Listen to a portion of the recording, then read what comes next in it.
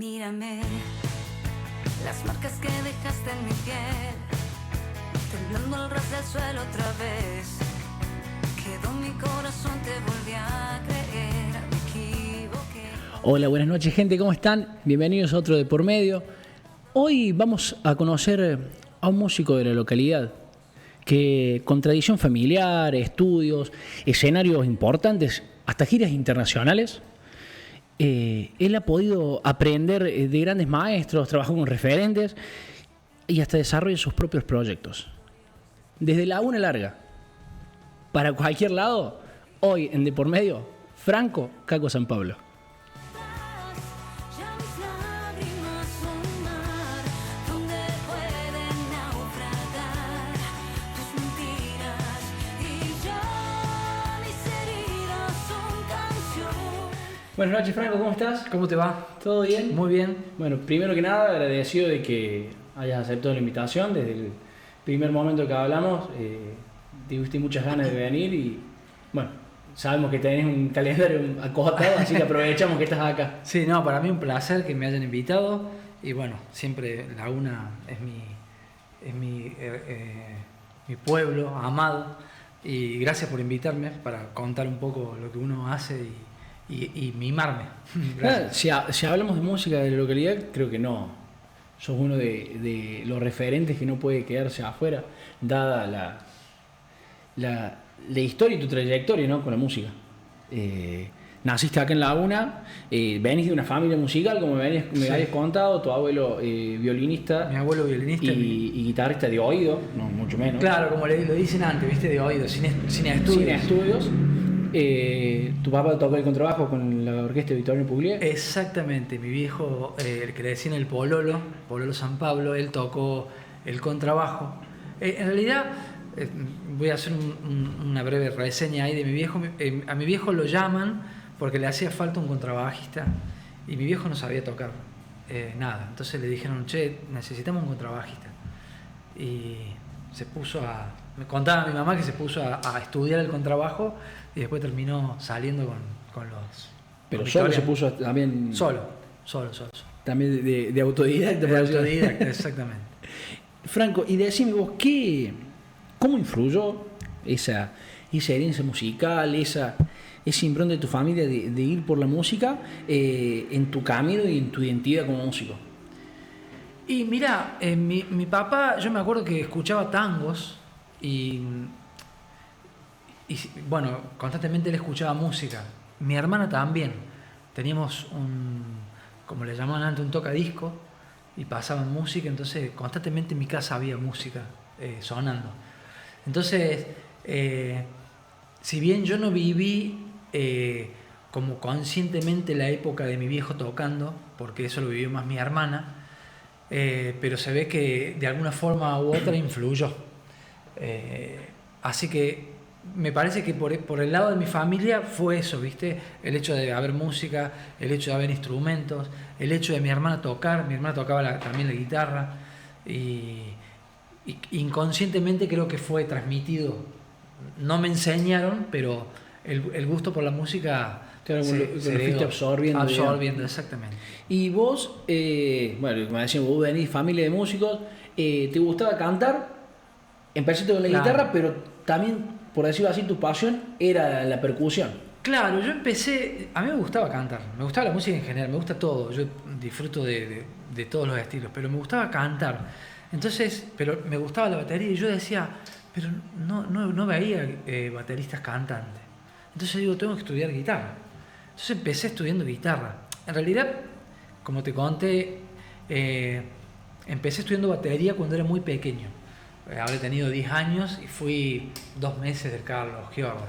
Pero eso fue eso poquito. Pero cuando terminé la secundaria, ya no, empecé con guitarra porque quería cantar. Entonces, bueno, empecé estudiando guitarra. Y con el tiempo me fui arrimando a la batería, que era lo que me gustaba mucho. Empezaste con los profes, habíamos dicho, empezaste con... Creo que fue así. Empecé me parece bueno, en batería cuando tenía 10 años con el Carlos. Pero después hice guitarra con Daniel Cravero. Daniel Cravero, después ahí Después ahí con el Carlos Giorda Y después caí de Grisín. Que Grisín fue que yo te conté, que fue un quiebre para mí. Fue el hecho de darme cuenta que era lo que yo quería hacer como profesión. Él me abrió camino a toda la música, a muchos estilos, y Grisín fue el quiebre. Fue mi maestro, digamos. Claro, el punto de inflexión ahí, Sí, de decir, totalmente. yo voy a ir por acá. Sí, exactamente. Voy a decir que te convirtió en un melómano. Exactamente, Grisín tiene la culpa de todo esto. Y él fue, me contabas a mí, él fue el que cuando hizo el quiebre, él fue el que él te dijo, metete en la colmena. Sí, él me dijo, como te dije, si bien él estaba ávido de la enseñanza, porque sabe muchísimo, ¿no? Néstor Sismondi, yo le digo Grisín, me dijo, tenés que ir a la Colmena, que es una escuela de música popular en Córdoba, muy prestigiosa en cuanto al jazz, a la música popular. Y me metí a la Colmena a estudiar. Y bueno, ahí empecé a hacer los caminitos de guitarra y a tener otros profes. Y obviamente me abrieron muchísimo, me rodeé con muchos más músicos del ámbito del jazz, del rock, del folclore. Y bueno, ahí fue más profunda la cosa. Claro, se te fue dando, al tener otro contacto vos con distintos músicos de distintos estilos de música, te va dando también a permitir jugar, ¿no? Con la fusión de algunos géneros. Sí. Bueno, vos me habías contado también, tuviste con Néstor, más allá de ser el que no sé, por decirlo así, te inspiró y te introdujo en el camino de decir esta va a ser mi profesión, también formaste proyectos con él, me habías dicho. Sí, formé, al principio hicimos una formación de folclore fusión, que yo era en la percusión, Cristian Balinotti en el bajo, Fernando Balinotti en la guitarra, en la segunda guitarra, primera guitarra Néstor Grisín Sismondi, y la voz Vicky Fontana, que era una cantante de Pilar, una gran cantante. De hecho, ella fue una de las que formó, no sé si ustedes recuerdan, Lucila Cuevas, que era una banda de todas chicas que cantaban rock, y que después de ahí es como que se desprende Eruca Sativa. La banda de Eruca Sativa, sí, Eruca sí se conozco. Eso no había escuchado nunca. Sí, andaba muy bien ella. Bueno, con ella hicimos esa banda que era folclore fusión. Muy raro el folclore. Competimos en Cosquín. Esa era la Fulana, me había dicho. La Fulana. Se llamaba La Fulana. Que llegaron, me dijiste vos, segundo, tercer puesto en Cosquín. En Cosquín, y después en Villa María ganamos. En el Festival de Soñadores de Peñas. En el Festival de Peñas ganamos. Y tocamos en la hora televisada del Festival de Peñas, pero me acuerdo que habíamos elegido una de las canciones más tranqui, ¿viste? Más complejas. Y bueno, fue un momento de gloria, que pudimos tocar en la televisión frente a un montón de gente y con esa formación. Hoy, Franco, si vos volés para atrás, estamos hablando en esta sola parte, digamos, de aprendizaje y de formación de proyectos nuevos y todo, vos te decís, está bien lo que hicimos, está bien lo que hice en ese momento, tanto en el aprendizaje como en el proyecto, o decir, hubiera encargado por acá, me hubiera gustado otra cosa. No, yo siempre creo que soy muy pragmático en eso, ¿viste? Yo creo que lo que se hizo es lo que tenía que ser, y llevaba el tiempo que tenía que llevar. Yo creo que las cosas se dan como se tienen que dar, a cada uno le funciona de una forma, y por lo menos a mí me funcionó de esa forma. Para mí lo que sucedió era lo que tenía que suceder.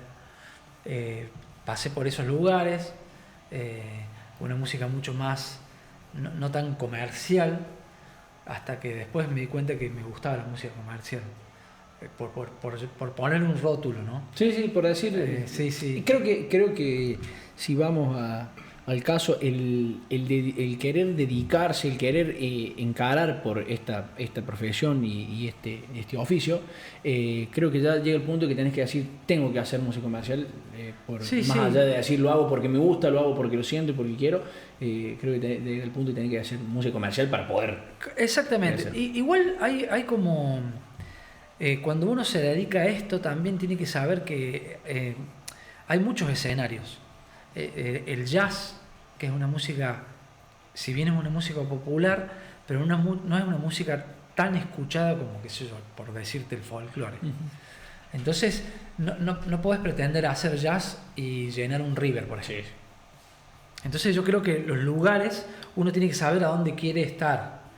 Entonces, si hay músicos de jazz que no les interesa llenar un River o cortar 5.000 tickets, ¿entendés? Entonces, pero creo que uno tiene que saber que si hace esa música no puede haber más de 5.000 personas. Por lo general la música esa es para 200 personas, 150, es lo que yo creo, ¿no? Siempre. Pero es lo que se ve, es lo que sucede también. Entonces no hay que estar enojado con eso, sino saber a dónde uno quiere estar.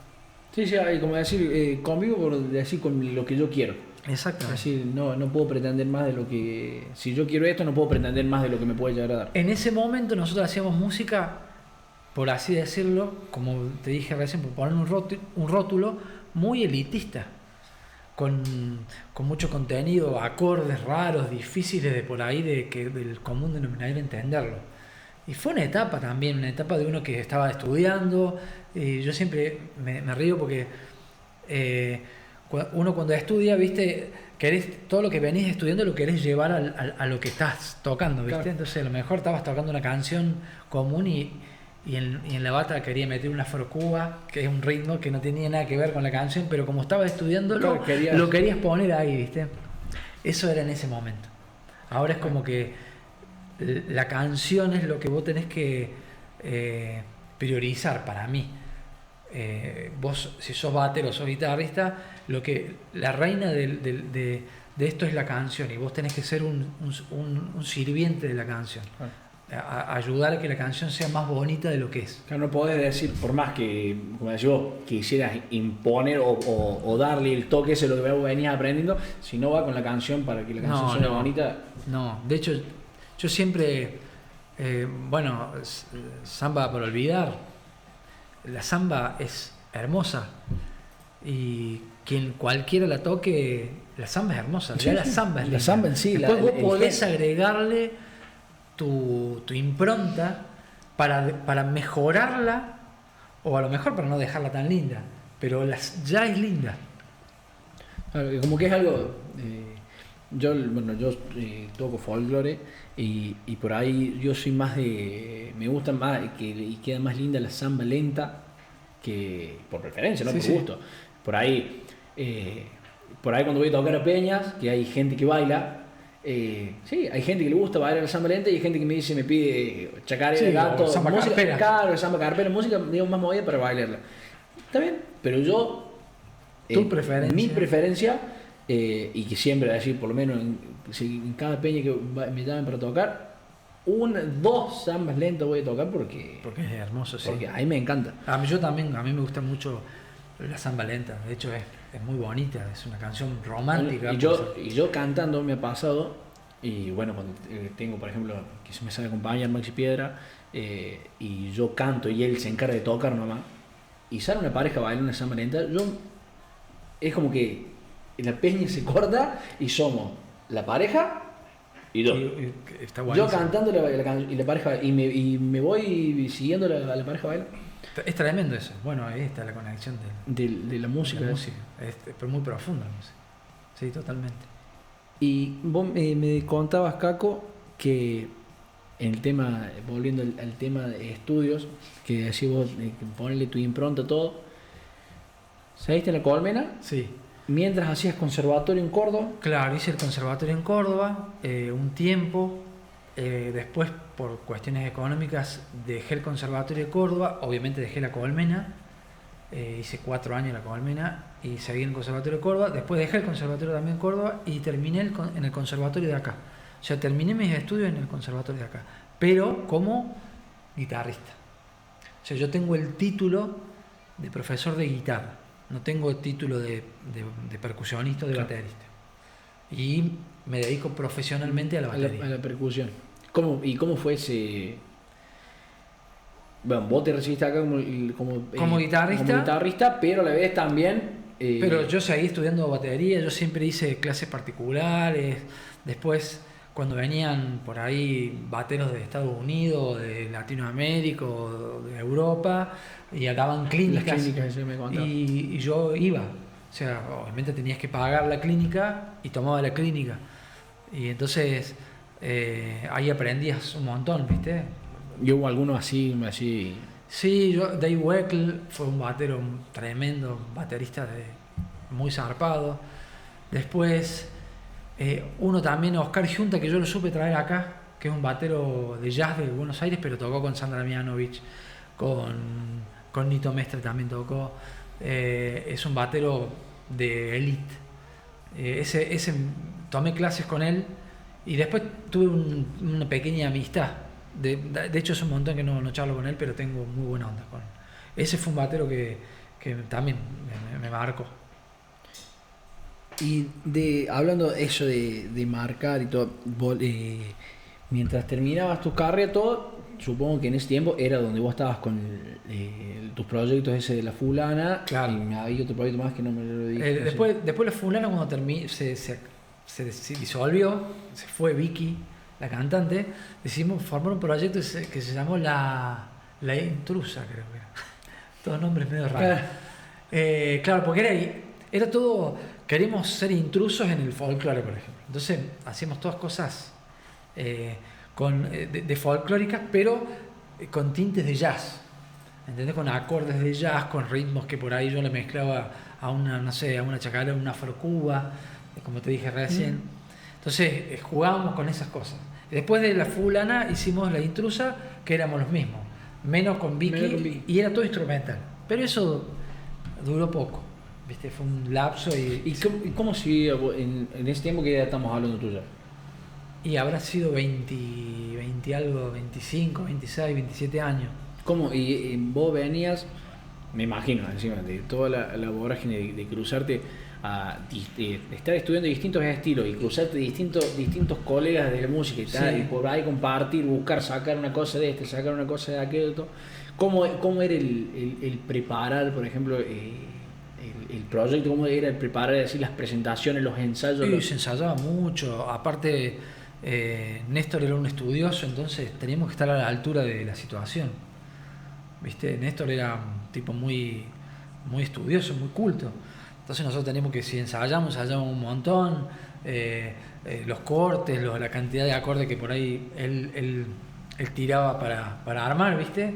Entonces eran ensayos bastante profundos, muchas horas, y difíciles, muy difíciles. Era muy exigente. Sí. Pero todos eran buenos músicos. Bueno, Cristian Balinotti es tremendo lo que toca el bajo, tremendo.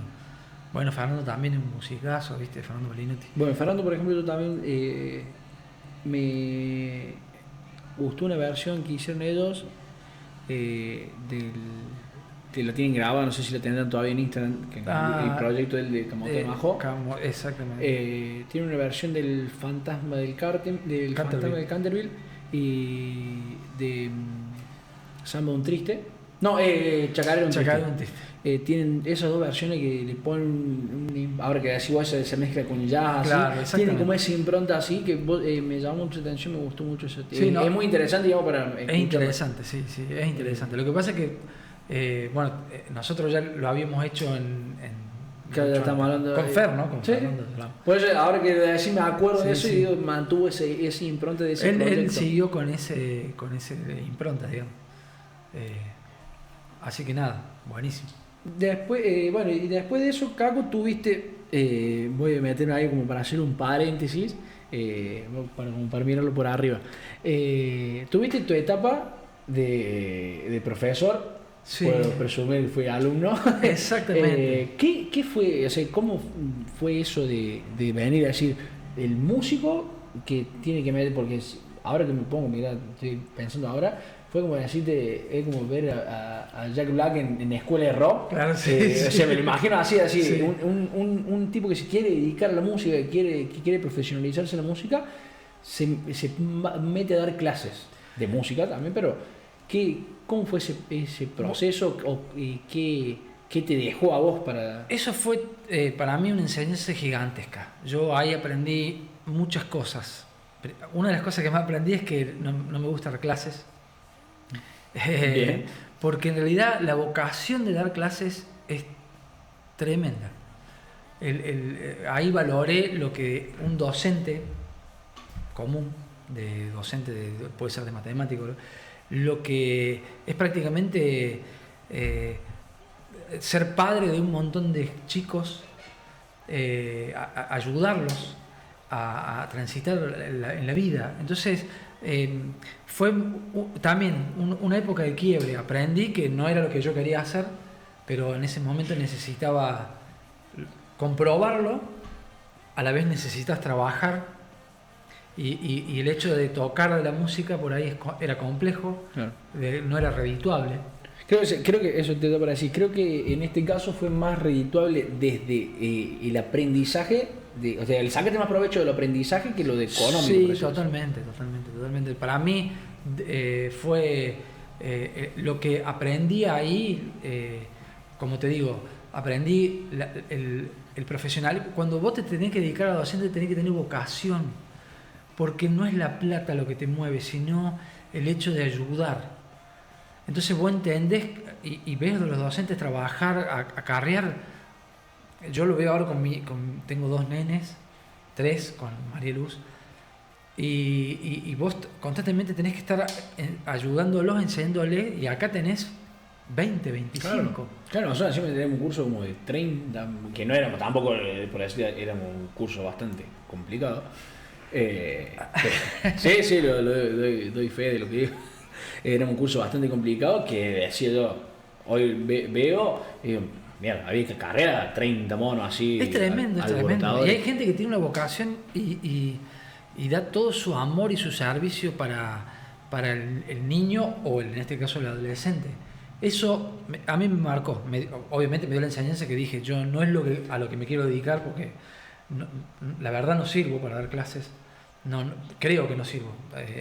Es mi pensamiento. Mi recuerdo bien. Sí, bueno, de hecho, es lo que te decía yo, lo que quería generar es que generen dudas, investiguen y que ustedes saquen sus propias conclusiones, no que alguien les diga que esto es blanco y ustedes todos como robotitos digan no, porque el profe dijo que es blanco, todo es blanco. Bueno, esa fue también mi forma de enseñanza, del legado ese. Claro. Pero bueno, dije, no es mi vocación, no es lo que yo quiero hacer. Tampoco estoy dando clases particulares de música. Sí me gusta dar una charla, a lo mejor hacer un grupo, ¿viste? Y dar una charla de, qué sé yo, de cómo se graba la batería, pone. Pero no me gusta dar individuales. Claro. En su tiempo también me acuerdo que dabas clases de batería acá. En mi casa di clases de batería, y en el conservatorio después fui profe de guitarra. Hasta que me fui a Buenos Aires. No sabes. Eso me gustó. Como los chicos van a estudiar música. Claro, ya va predispuesto a eso, digamos. Claro. Entonces ya no tener exactamente. las otras distracciones, por decirlo así. Exactamente. Vas directamente a eso. Y después de eso, Caco, o sea, termina esa faceta como profe, ¿y qué viene ahí? ¿Qué fue ese lapso ahí después, antes de...? Y hubo 2 cosas. Yo quería ser músico sesionista,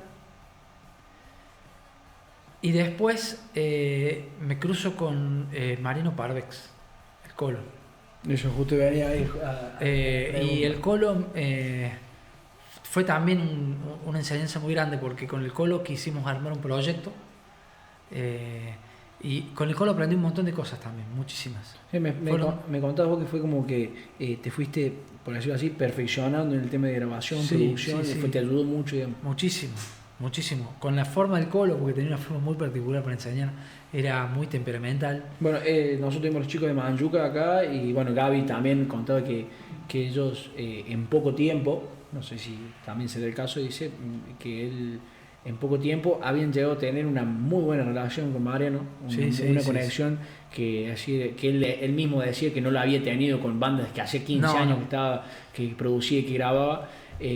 Y bueno, tienen muy buenos, si bien más allá de, como digo, del temperamento que manejaba Mariano y todo, sino que tienen muy buenos recuerdos de ellos, no solamente de lo laboral, sino también de lo personal. No. Mariano era un detallista del audio, de armar cosas, era tremendo. Con él aprendí un montón. De hecho, con él fue el que él me dijo, vos, si tocas así, me dijo, nunca vas a grabar una batería, para nadie. Así empezó tu relación con el Mariano. Y yo, enojado y escorpiano como soy, le digo, decime qué tengo que hacer. Y me dice, tenés que pegarle más fuerte. Bueno, yo te lo estoy contando livianamente. Sí. No era la charla así. Habrá sido una charla más tensa. Mucho más tensa. Entonces me dice, no, tenés que pegarle más fuerte. Y bueno, me senté horas a tocar como él decía que era. Y gracias a eso también empecé a grabar. Un día me tocó grabar para... una de las primeras grabaciones que hago eran para la productora de él. Algunas cosas de unos chicos que se llaman Nenes Bian de Córdoba, que formó parte de la productora.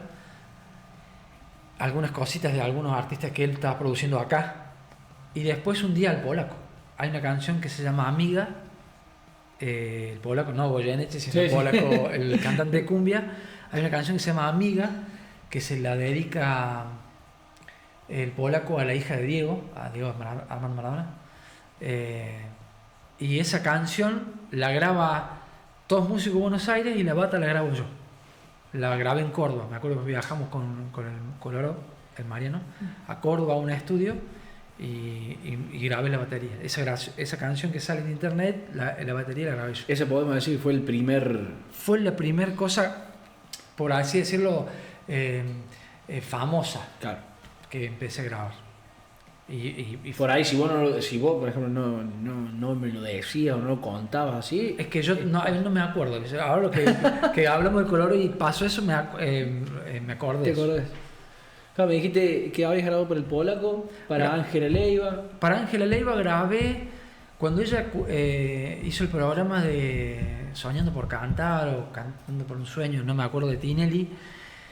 El productor que tiene todavía Ángela se llama Ale Romero, el que hizo La Mano de Dios, de Rodrigo. Sí. Él quería que la música que ella cantaba no sea de pistas de computadora. Entonces convocó a un bajista de Buenos Aires, que es amigo mío, que se llama Ale Conde, que tocó con Axel, con Ricardo Montaner, un zarpado, un amigo. La verdad que es un copado.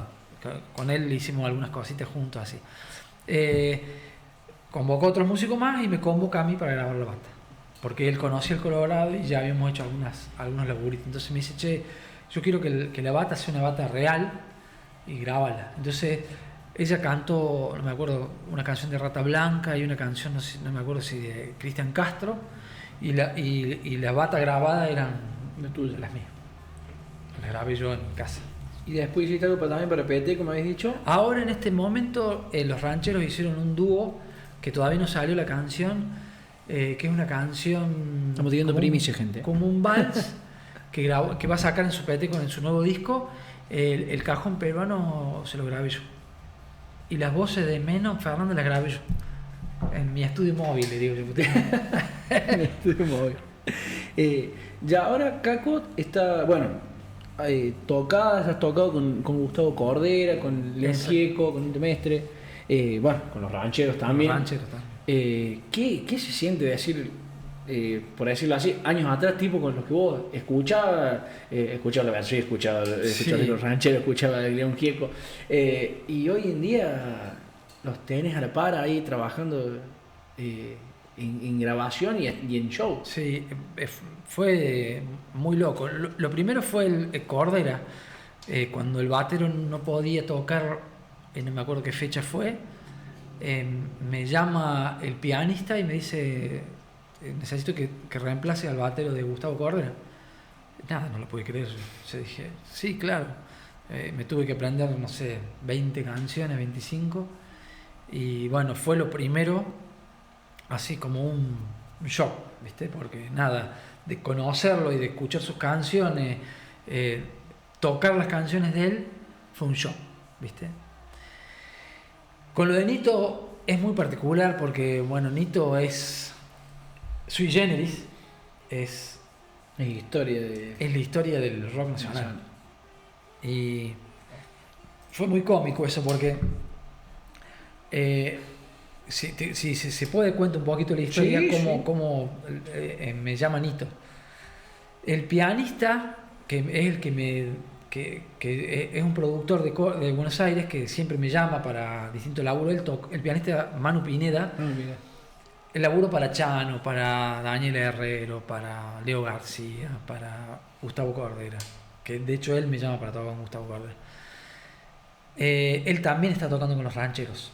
Es un productor musical, pero a la vez es un músico sesionista, un gran músico y una gran persona. El batero de los rancheros se lesiona el brazo, entonces lo tengo que reemplazar yo por 4 o 5 fechas, las cuales una de las fechas es en Rosario y después es en Honduras la fecha. Después, si querés contamos eso, que estuvo muy bueno. Entonces, cuando vamos a tocar a Rosario, estábamos en la habitación del hotel esperando para salir a tocar y él me comenta, dice, che, me escribió Nito que le hace falta un batero. Dije yo, no puede ser. Y me dice, pero me pidió, en realidad me dice, le hace falta 2 bateros y 2 bajistas para probar. Y me dice, amigo, me dice, yo le voy a pasar tus videos, pero también le tengo que pasar de otro batero más. Así que a mí me encantaría que vos quedes, pero ya es una decisión de Nito, ¿viste? Y yo le digo, mirá, loco, ya el hecho de que Nito... Que te busque, sí, que te tenga en cuenta... Si no pasa nada, ya está todo bien. Para mí es ya me sentía realizado. La cuestión es que le pasó 2 bajistas y le pasó 2 bateros. Y me dice a mí, pero pásame videos de vos tocando la bata, y le paso un video de tocando con Cordera y después un video que yo estoy tocando un tema de Maroon 5 grabado, viste, bien. Y me dice, pásame un tema de vos tocando la viola y cantando. Pero le digo, ¿no quiero un batero? No, pero a Nito le gusta que el músico sea como multifacético. Que sea músico. Bueno, dale, le paso a esa. Y al toque Nito le manda, che, loco, dice, me gusta más porque tiene el plus de cantar. Y a todo eso estaba escuchando los audios yo No, y la verdad que... Y ahí empecé. Y quedé yo como batero y empecé a laburar con Nito. Y lo loco es que el primer show de Nito que yo toco, él es el mismo día, o sea, el 5 de septiembre de 1976, se cumple, hacen los dos shows en el Luna Park. El Adiós Sui Generis fue el último show que tocaron Nito Mestre y Charly García juntos. En el 2025, el 5 de septiembre, yo hago el Adiós Sui Generis homenajeando esa situación en el Ópera con Nito Mestre. Lo loco es que están filmando un documental, o sea que salgo en el documental. Muy raro, todo raro. Lo que te acordo 2 segundos para decir, hablamos con Japo Libra, sí, acá, y decíamos que Japo, sin darse cuenta, y no sé si a vos te pasará lo mismo, ¿no? Sin darse cuenta, se volvió parte de la historia, sí, totalmente, de la música de Córdoba. Totalmente. Y vos, porque es una realidad, podés decir, sin querer, lo buscaste, lo hiciste, trabajaste para eso, pero haciendo esto también, sí. Más allá de tocar un Cordero con León Gieco, con Nito, con los rancheros, sos parte de la historia, y por decirlo así, la historia grosa del rock nacional. Sí, a mí anoche me junté con Néstor, con Grisín, y él me decía que es muy loco que también ahora el hecho de tocar con León, uno escucharlos, y yo lo escuchaba, lo vengo, a León lo sigo de toda la vida, todos los discos, bueno, lo mismo Nito con Sui Generis, con Serú Girán, a Charlie también, y de pronto estar en ese lugar es como que todavía me cuesta como caer, ¿viste? Claro. A lo mejor cuando te sientas en tu casa viendo el documental de la Lo loco es eso. Yo ahora no estoy. De hecho, cayeron los que filmaron la película del Adiós Sui Generis, que es Rubén Andón, que es un fotógrafo, y estaban ahí, y yo estaba por ahí charlando con Nito Mestre, y nos filmaban a cada rato, y yo decía, ¿qué onda? Como que no caes. Y a Japo, obviamente que él está. Japo es el cuarteto. Pero no solamente Japo, acá. Sí, acá. Laguna Larga es cuna de músicos. Es cuna de músicos. Clavero, Jorge Boneto, Juan Boneto, Grisín. Sí. Bueno, el Carlos. O sea, son todos musicazos. A mí me tocó estar en este lugar. Qué sé yo, ¿viste? Me tocó estar ahí, con esta situación, con estos tipos que yo admiraba. Que yo decía, bueno, qué loco. Le contaba a Grisín, me tocó tocar la canción cuando rasguña las piedras, con el tipo que la hizo. Charlie la hizo, pero, con él. Y yo digo, y yo la tocaba en mi casa, ¿entendés? Con amigos, o cuando hacía una bandita, o escuchaba otra banda tocarla, y ahora estoy tocando con el tipo que hizo esa historia de esa canción. Tremendo. Es por ahí, bueno, como decís, es difícil de caer en el momento, pero a lo mejor estás en pleno ópera y con hasta las manos tocando, está todo afuera, todo feliz, pero como si fuera un día más. Sí. Como si fuera un día más, y es como que cuesta por ahí. Bueno, el Japo se dio cuenta acá que dice, sí, toqué con este. Japo tocó con todo. Sí, con todo el mundo. Con todo. Es que yo creo que con ningún cuartetero se les pasó. Claro. O sea, con todos los cuarteteros. Yo creo que hoy, por ejemplo, en el caso de él, hoy en día vas a Córdoba y decís, no, el chico, sí, Japo. Cualquier, sí. O sea, cualquier grupo, cualquier persona en cualquier grupo de cuarteto lo conoce. Y es parte de la historia. Sí, de la historia del cuarteto. Sí, totalmente. Eso. Y más él, que yo creo que él lo vive. Yo creo que en cierta forma yo todavía soy un ajeno a esa historia, ¿viste? Porque en realidad ellos fueron en el rock, ¿no? Tanto Nito como León Gieco, ellos fueron los que hicieron las canciones que, no sé, que trascendieron fronteras. Solo le pido a Dios. Sí. Una canción que trascendió la frontera del mundo. Del mundo. Bueno, pero también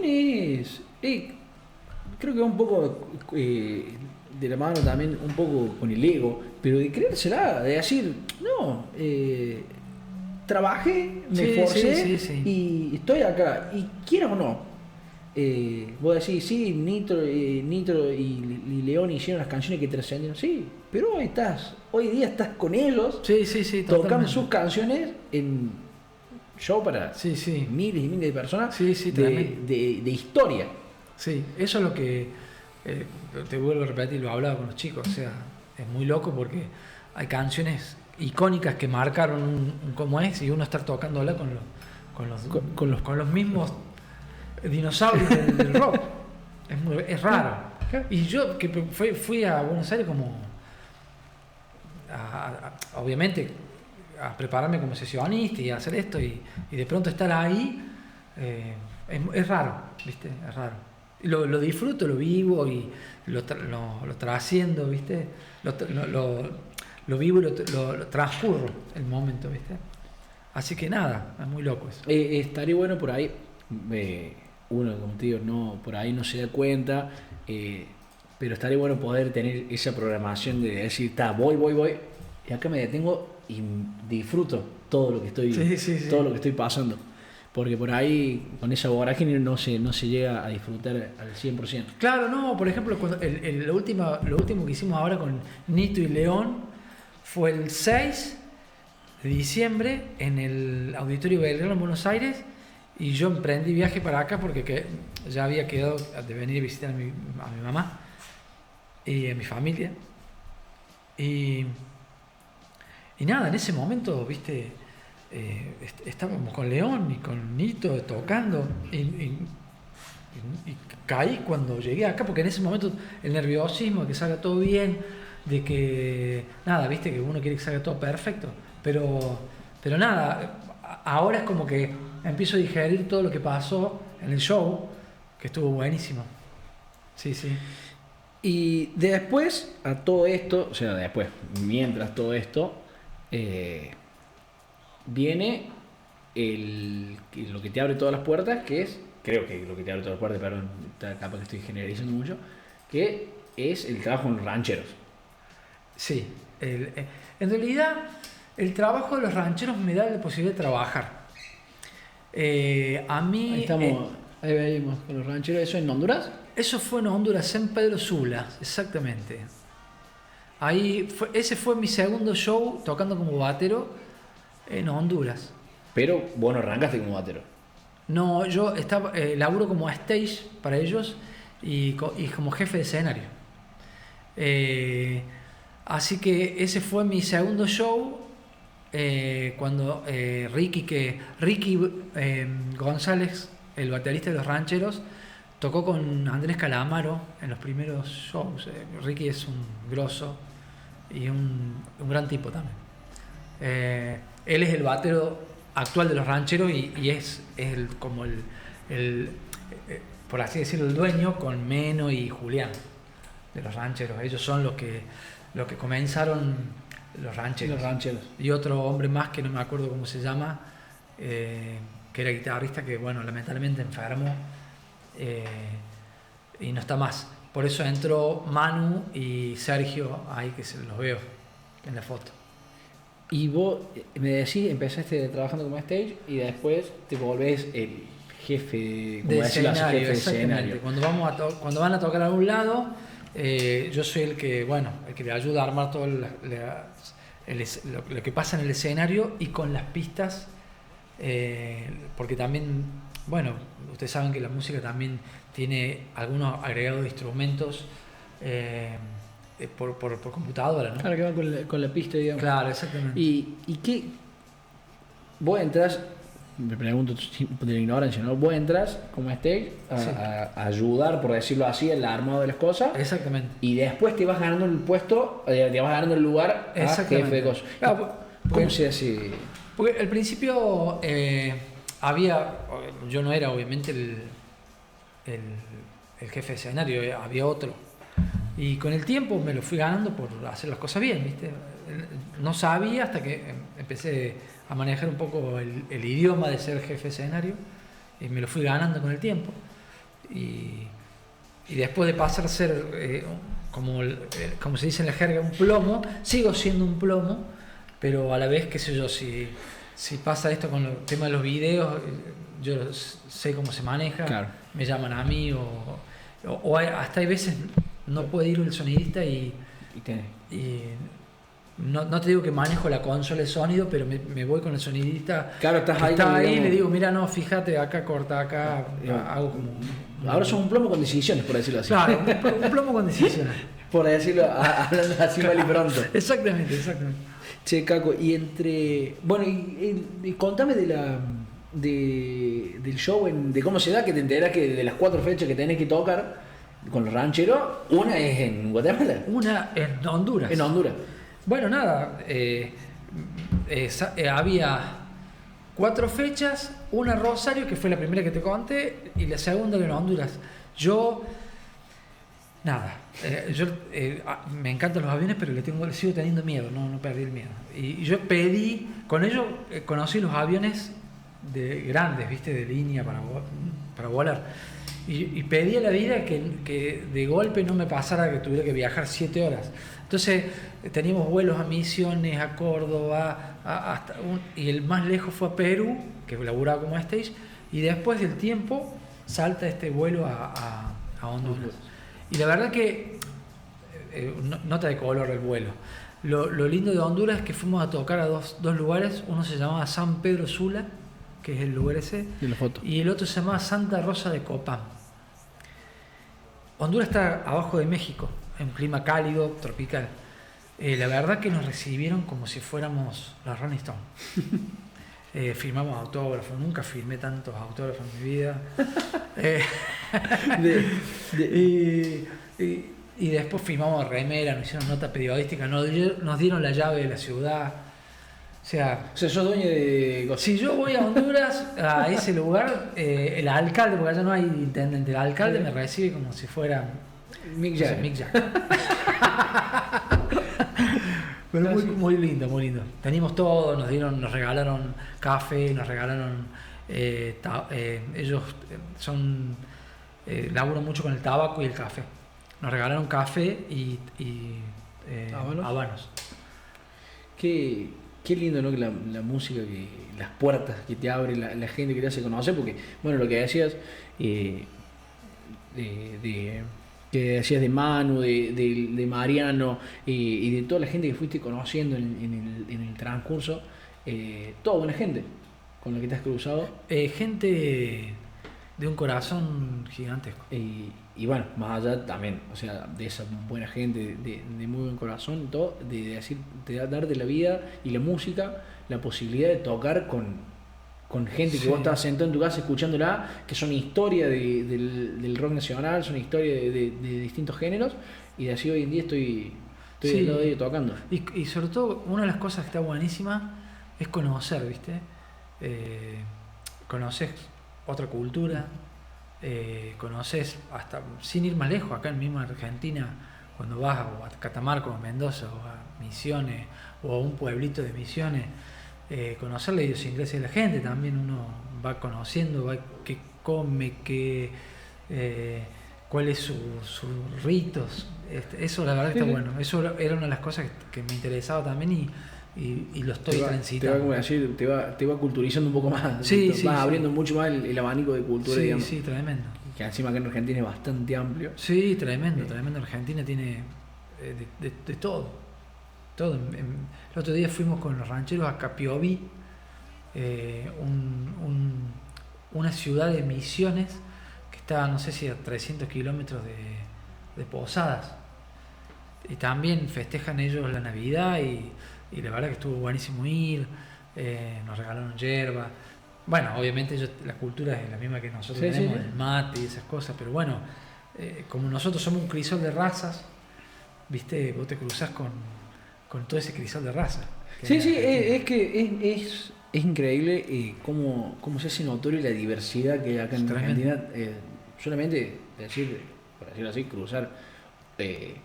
no lo digamos en provincia, porque creo que las provincias céntricas como Córdoba, Rosario, ¿viste? Somos como más similares, digamos, pero ya cruzás te vas al litoral, te vas para el lado del norte, ya como que son notorias ya las diferencias de cultura, no solamente desde cómo son las personas, no solamente los gastronómicos, sino solamente también de cómo son las personas en sí. En sí, totalmente. Es increíble eso y eso lo vivís, ¿viste? Cuando viajas, lo bueno que, por eso lo que estamos contando es que la música me dio la posibilidad de trabajar y a la vez conocer eso, ¿viste?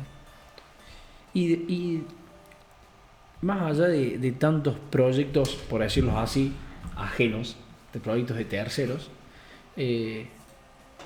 volvemos a tus proyectos, que el que me decías vos que está medio, no estancado ni cosa, sino como que se está posponiendo. Creo que más allá también de los proyectos que vos estás trabajando, me decías que era por una cuestión de distancia y por ahí queda todo contramano un poco, pero estamos hablando de Plan de Ida, que es un proyecto que tenés junto a tu pareja Cintia. Sí, exactamente. Bueno, ese es lo que te contaba. Cuando nosotros tomamos la decisión de ir para allá fue por el proyecto, por Plan de Ida. Si bien yo en un momento tuve toda la intención de ser sesionista, pero después en el transcurso de cuando conocí el Colorado, lo que más me llamó la atención es tener un proyecto propio, con canciones propias. Que todo empezó con la banda Plan de Ida, que antes era otra formación, estaba Nadia Bianchetti y Cristian Núñez de Córdoba. Eso se desarmó cuando el Colorado fallece, se desarma esa formación. Y yo con Cintia, que era mi pareja, decidimos seguir con el eso. proyecto. Y el hecho de viajar a Buenos Aires con una nena y alejados, no es fácil, ¿viste? No es fácil porque tenés que trabajar. Ella empezó a dar clases en la Academia Patricia Sosa, de hecho sigue dando clases en la Academia Patricia Sosa, da online, antes daba presencial, ahora da online, pero bueno, trabajaba ella, trabajaba yo, entonces como que no buscábamos violeros, porque no, guitarristas, y no podíamos conseguir, o si conseguíamos uno, las distancias de ensayar, todo se hacía cuesta arriba, ¿viste? El hecho también de la distancia afectaba. Entonces como que se fue postergando, y pasaron 3 años, 4, y ahora es como que ahora estamos como, sobre todo ella como que ahora agarró la posta de Plan de Ida y dijo, bueno, le voy a meter las canciones propias, que ella sigue compone muy lindo, y es como que agarró la posta. No sé si vas a ir Plan de Ida como Plan de Ida con el nombre. Puede mutar a otra cosa. Puede mutar, como que puede seguir el nombre. No es lo importante el nombre, sino perdón. Voy a tomar agua. Sí. No es importante el nombre, sino digamos con la impronta que siguen haciendo las cosas, que creo que va a ser la misma. Exactamente, no es importante el nombre, sino el hecho de que la carrera artística vos tenés que dedicarle horas y trabajo. Y hacer. Cintia también la escribe. De hecho, las canciones nosotros tenemos un disco que no salió todavía, solamente salieron 3 canciones del segundo disco, que las hizo a la letra toda Cintia. Yo aporté mi parte musical, pero las letras son casi, te diría, un 98% de ella. Sí, bueno, te decía antes, te decía fuera de cámara, que yo me acuerdo de una canción tuya que nos enseñaste en el secundario, que era Cuando tú no estás. Desde que tú no estás. Desde que tú no estás, que me acuerdo que escribí de esa parte. Y me acuerdo que yo la primera vez que la vi a Cintia cantar fue en el patio. Vos tocabas la batería, vos tocabas el bombo, sí, que cantó Samba de Amor en Vuelo. Sí. Y de ahí me enamoré de esa samba, que la canto siempre, y me encantó la forma en que ella la interpretó la canción. Sí, ella bien, digo, ella trabajó también con las cosas de folclore, ¿viste? Y ahora se metió con el pop, ¿viste? De hecho, te vuelvo a repetir, sacamos 3 canciones de un disco de 10. Un disco, ahora no es más disco. Sí, ahora digamos se va a mover en la plataforma, no sale más el disco físico, pero digamos... tenemos todavía 7 canciones que no las largamos. Que están ahí para salir. Que están para salir. La otra vez veía en un programa que Toti Iglesias contaba, que tuvo en el trabajo con el productor de Dividido, de La Renga, no me acuerdo ahora el nombre, y él dice, ya no hacemos, tenemos sí el disco ya armado, pero no sale más discos, sino que van saliendo una o 2 canciones, depende de cómo está el público también. Sí, después podés largar como el disco, pero no es un disco, claro, un CD como era antes. Claro, ya estoy subí todas las plataformas, ¿viste? Sí, nosotros tenemos esas 3 y todavía las restantes no las subimos. ¿Vos cómo viviste ese cambio? ¿Cómo? ¿Cómo viviste vos ese cambio? Fue digamos, un tipo que venía con el disco, todo, fue para vos el cambio. Y me cuesta, ¿viste? Me costó, porque en realidad no sé si me costó el tema del disco, porque el disco después se dejó. Yo me acuerdo que en la formación anterior habíamos hecho 2.000 copias o 5.000 copias de la caja con el CD, y las tengo ahí, que no sé si tirarla o dejarla de recuerdo. Es como que en eso soy pragmático. Lo que me costó un poco es la red social, ¿viste? O sea, como que para mí todavía la música tiene que sí o sí pasar por el hecho de tocar. Porque en un momento me habían dicho, no hay que tocar más. ¿viste? Todo pasa por redes sociales, pero no, ¿cómo no tocar más? El público necesita el vínculo con el artista. Con el artista, Claro, el y hecho el de artista tocar, también de que el necesita artista cante la canción, Claro. que se transpire, no sé. Y el artista también necesita ese vínculo, creo, con el público. Sí, porque claro. si no es como estar escondido atrás de una pantalla Exactamente. y así. Está bien, están los comentarios buenos, como están los comentarios malos, todo, pero creo que el artista también, vuelvo a decir lo mismo, por una cuestión de ego, necesita también un poquito sentir ese afecto Claro, el del aplauso. público, el aplauso. Sí, eso es, casi te diría que es la nafta de la música. El aplauso. Eso que te impulsa. Ver que la otra persona canta tu canción, que se la sabe. Eso es muy impactante, ¿viste? Cuando vos estás tocando a lo mejor a una persona que no conoces y que la otra persona cante esa canción que vos no sabés que él conoce, ¿no? Y que es una canción que es tuya, puede ser, ¿no? Eso es impresionante. Eso te da mucha energía, te da mucha adrenalina, te da ganas de seguir haciendo cosas, ¿viste? Después la canción pasa a ser de la gente. Es tremendo. Sí, llegar al punto ese que le decía ya como que te sobrepasa en ese Viste sentido. que a veces vos decís no sabes quién es la canción, Claro. no sabes quién es el autor, pero la canción es de la gente. Cada uno la hace su canción. La vive como la vive. Sí, por ahí yo tengo un amigo que nos juntamos a escuchar música, escuchamos mucho el indio y por ahí nos ponemos medio filosóficos con las letras y él interpreta de una forma y yo lo interpreto de otra, Sí. depende de cada uno. Eso. Claro, exactamente. Franco, de que esto que veníamos hablando creo que me abre justo la puerta para poder hacerte la pregunta que venía.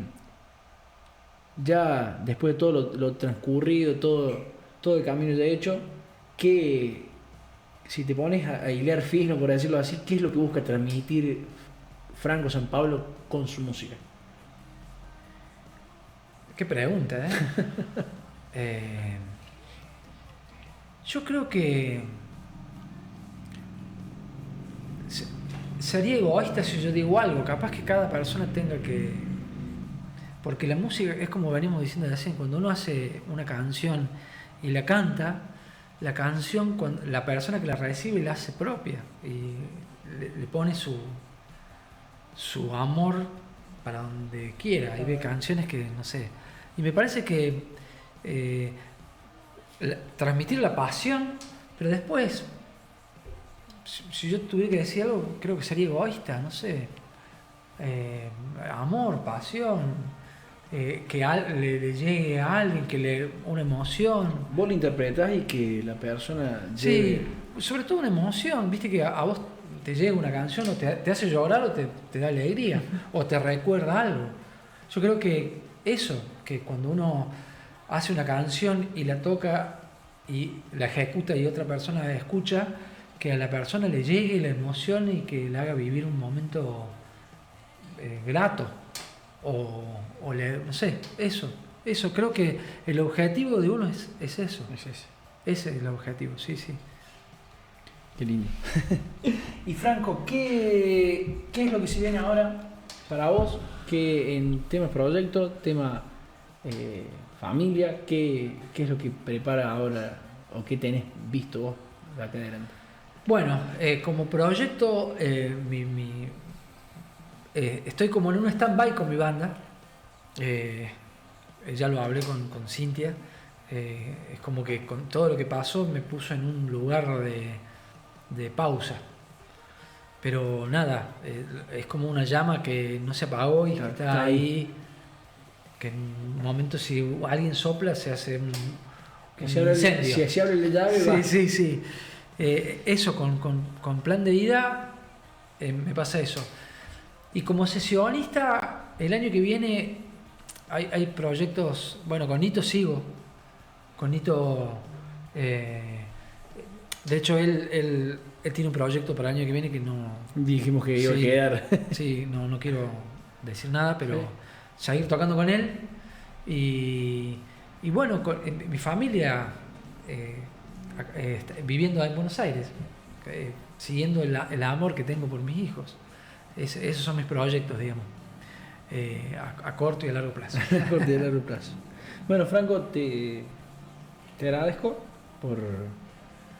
por haberte sumado, por haber mostrado esa buena predisposición desde el primer momento, porque sinceramente, se lo comenté a un amigo, digo, me sorprendió que te mandé un mensaje y te digo, tiempo sin vernos, sin cruzarnos en la calle, digo, le conté, le mandé un mensaje a Caco, que está tocando con Nito, con Gustavo Cordera, con los rancheros, con con aquel, digo, y me contestó como si fuera, digo, que por ahí pasa que hay gente que no te contesta. Bueno, yo creo que eso es la esencia de uno.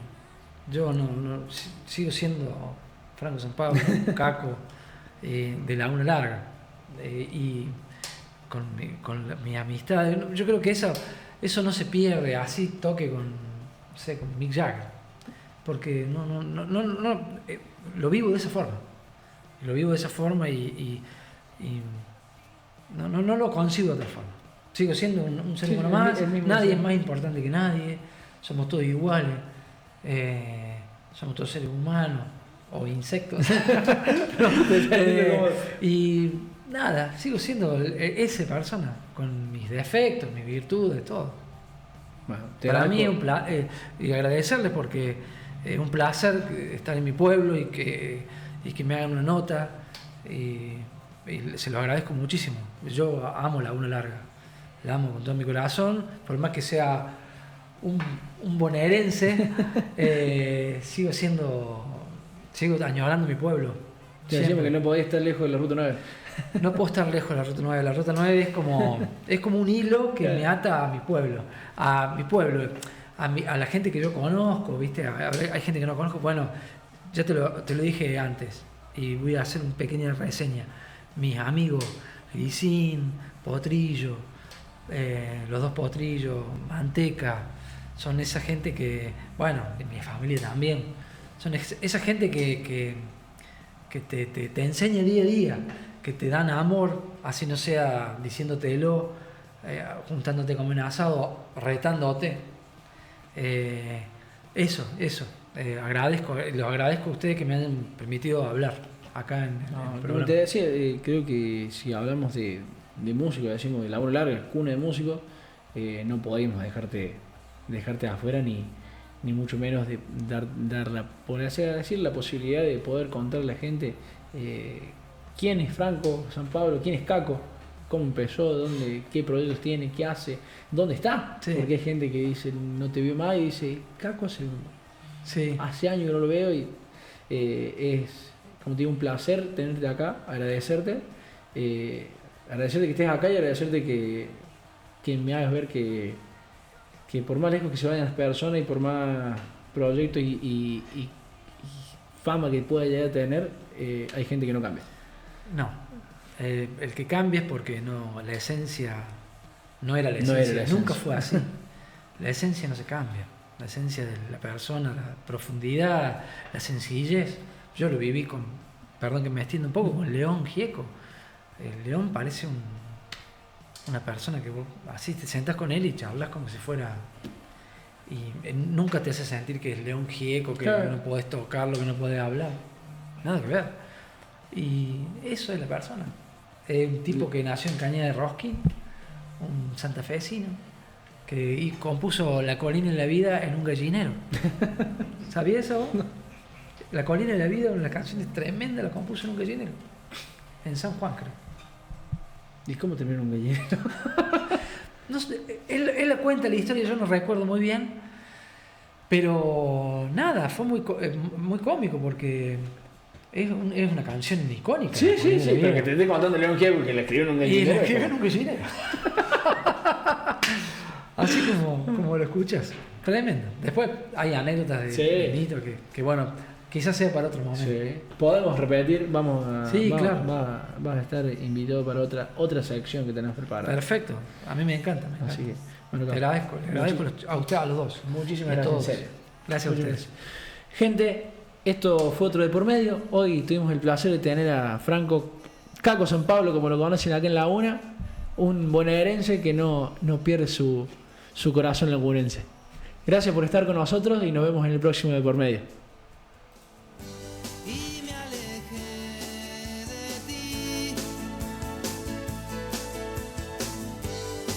te quedas.